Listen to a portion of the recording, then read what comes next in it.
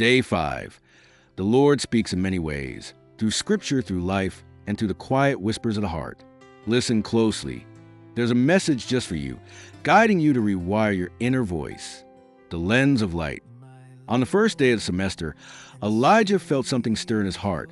A quiet insulation, a divine placement. It wasn't a physical object, yet he knew it was there. God had given him a camera, not one made of metal and glass, but a camera within his soul, crafted to capture truth, beauty, and the footprints of wisdom. The eye is the lamp of the body. If your eyes are healthy, your whole body will be full of light. Matthew 6, verse 22. At first, Elijah used the camera well. He captured moments of kindness, a friend sharing a meal, a professor speaking with passion, the sunrise over the library steps. Each picture settled deep in his heart, reminding him of God's presence. But as the days passed, something changed. A different kind of image began to seep in. A group whispering in the corner, laughing at someone's failure. A compromise made in a dimly lit dorm room. A trail of footsteps leading into the dark, where people followed desires they couldn't name. And Elijah, he followed too. His camera still worked, but now it recorded shadows. He justified it at first. It's just how things are. Everyone negotiates their way through college. A little bending, a little blurring. It's fine, but the images stayed with him. They grew heavy, like a weight pressing on his soul. Do not conform to the pattern of this world, but be transformed by the renewing of your mind. Romans 12, verse 2. One night, walking alone past the old oak tree near the chapel, Elijah saw something strange. His own footprints, but they didn't move in a straight path. They twisted, hesitated, veered toward places he never intended to go. The realization hit him. He had been following the negatives, the dark imprints of compromise and carelessness. A quiet laugh echoed in the wind, not mocking but knowing. A giggle, almost playful, as if heaven itself found his wandering both foolish and forgivable. Even now, declares the Lord, return to me with all your heart. Joel 2, verse 12. Elijah closed his eyes. He didn't need to throw the camera away. God had given it to him. He only needed to refocus the lens. He turned back, retracing his steps toward the light. This time, he would capture truth. This time, he would follow God's footprints, not the fading imprints of regret. And in the quiet of his heart, the camera clicked. Elijah took his first step back toward the light. It felt uncertain, as if he were walking on shifting ground, but something within him had shifted too. His camera, God's camera, had not been broken, only misused. And now, he was ready to see clearly again. The images he had captured, the dark footprints he had followed, had led him into compromise, into blurry moral negotiations that drained his soul. But with each step toward truth, those negatives began to fade. They weren't erased. God didn't erase lessons, but they no longer controlled the composition of his heart. Yet, the question remained, how would he ensure that this shift wasn't just a temporary moment of clarity? He had seen many around him have awakenings, only to drift back into fog. He needed something deeper, something permanent, the power of reframing. One evening, as Elijah sat in the quiet of the library, he came across a concept in a book on psychology, neuro-linguistic programming, NLP.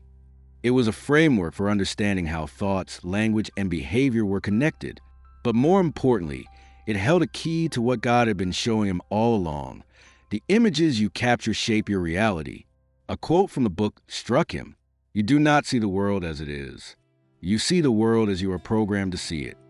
It hit him. His camera had never been the problem. It had been his framing, his focus.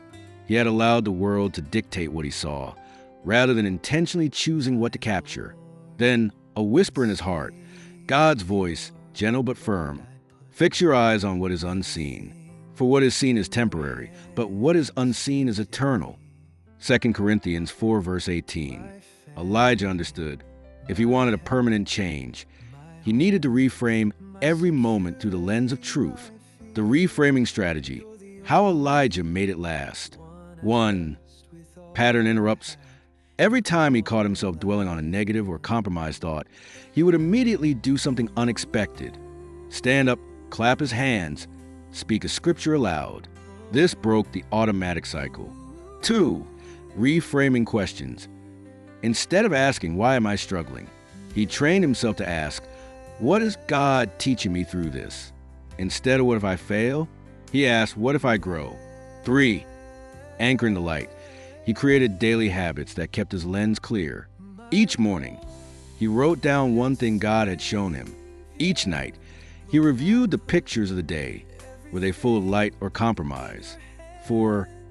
Faithful association. He surrounded himself with people who framed life through truth. No more following footprints into the fog. Now, he walked with those whose path led to clarity and purpose. The final click, a most excellent sneaky revelation. One day, standing on campus, Elijah realized something incredible. His journey hadn't been about fighting darkness. It had been about choosing to see light.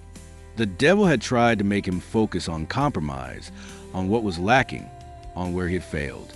But God had installed a higher reality. Perception is a choice. The lens is in your hands.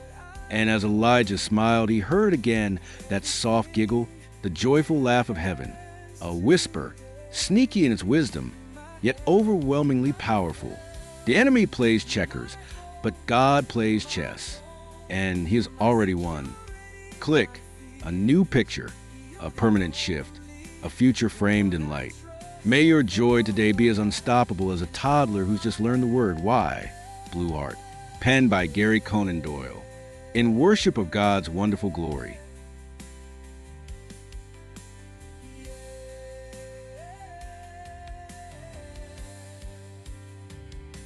Hey, thanks for listening.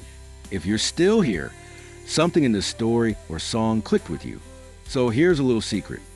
When you hit thumbs up, it tells the YouTube gremlins, "Hey, more of this." And if you subscribe, it's like saying, "Yeah, I want in." So go ahead, tap like, hit subscribe, and make sure you don't miss what's next. Because this ride, it's just getting started.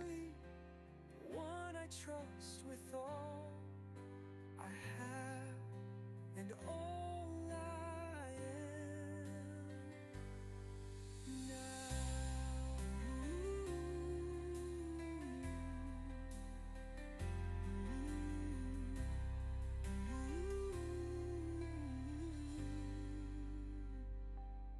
My Lord and Savior, Lord, I put everything in your hands today.